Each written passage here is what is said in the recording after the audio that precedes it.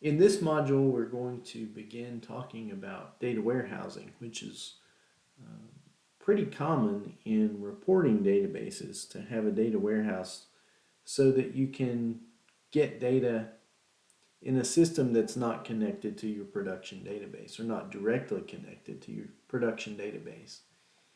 So this video, we're going to start with a basic overview of data warehouses and then move from there.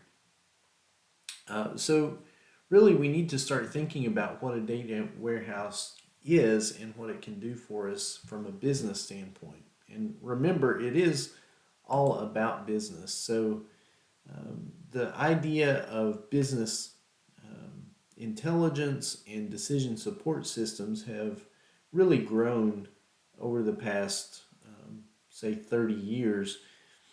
And decision support systems are those systems that help businesses make better decisions based on the data that they have. Some examples of things that we can try to answer using decision support systems is, where should we open a new store? Is there maybe an island where we're not selling much? So we can identify that using data analytics and decision support systems to determine if we should open a new store in a particular area. Who should we target for a particular advertising campaign?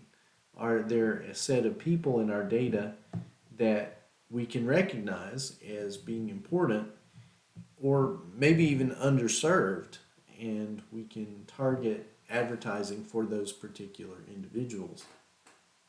To which customers should we extend a loan? That's something that, if you're talking about financing, that's become very important over the years. So determining who you would extend a loan to.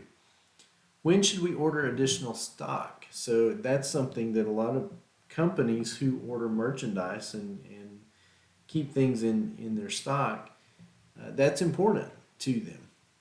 So a decision support system can help us answer all of those questions, and data warehouses are kind of the base of a decision support system that allows us to do that. You might also see decision support systems called executive information systems, and these are things that executives use to make these decisions. Business intelligence is a term that was coined by Howard Dresner in 1989, and Dresner defined it as the concepts and methods to improve business decision making by using fact-based support systems. Fact-based being data itself. So a data warehouse came along a couple of years later, 1991, so it's just over 30 years old at this point. A subject-oriented, integrated, non-volatile, time-varying collection of data that is used primarily in organizational decision making. So let's dig into that a little bit. Subject-oriented. The data items that describe a particular subject area are linked together. So customers, products, and sales are the example there.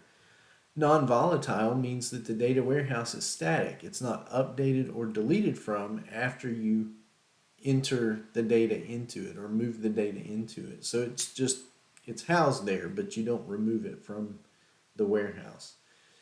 It's integrated, so the data may be from disparate or differing sources, and they're integrated together so that they're coherent and they're consistent with each other.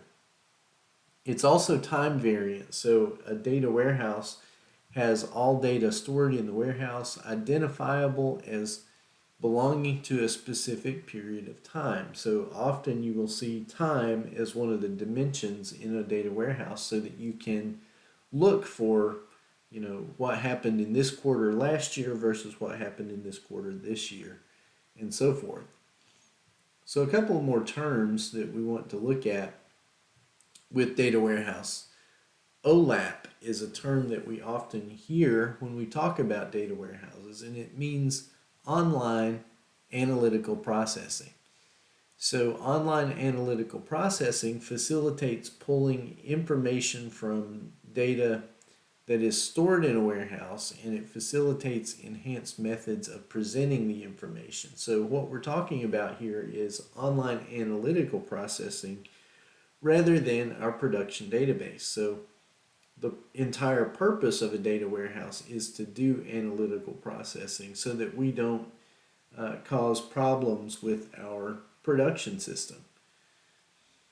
And the increased popularity of data warehouses have come along with the advances in cloud storage, parallel machines, and having cheaper and faster disk drives, as well as better data communication networking capabilities and faster and more powerful processors. So all of these things have increased the popularity of data warehouses because it becomes much easier to get the information out and have the information available to the users who need it.